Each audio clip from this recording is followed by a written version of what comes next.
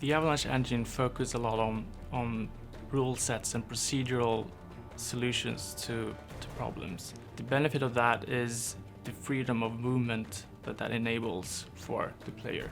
The way they're advancing the engine adds for a sort of order of magnitude increase in the type of things you can do. Well, one of the great features was while you're in the wingsuit, you could use the grappling hook at the same time. So for us, a lot of that complexity comes from just the natural layering of our mechanics together. I think the biggest thing that the player will see is being able to have the freedom to do many things while still kind of just playing. One of the more frustrating moments in games is you have this awesome idea in your head and you just hit the button and you say, the awesome idea should have happened right there.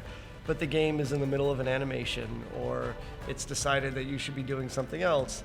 So we spent a lot of time, a lot of technology, trying to get that feeling where no matter what button you pressed, it would respond in the way you thought it should respond. I mean, we have a ton of new memory. We're able to, the processing power, the parallel structures that are in place now, it allows for things that you couldn't do on last gen. So we've started using Havoc destruction, which is a kind of extension for the Havoc physics that deals with things breaking apart. And we've been one of the kind of early adopters for their latest iteration of that system.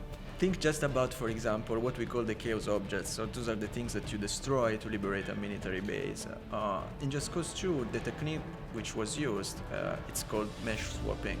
So you deal a certain amount of damage and then a bit of illusionism and you swap what you see for another visual. Now everything is procedural, meaning that each one of these objects is composed by sub-objects and then they are attached together as they would be in real world. So what we use now, it's an AI system based on behavior trees rather than on goal-oriented behavior.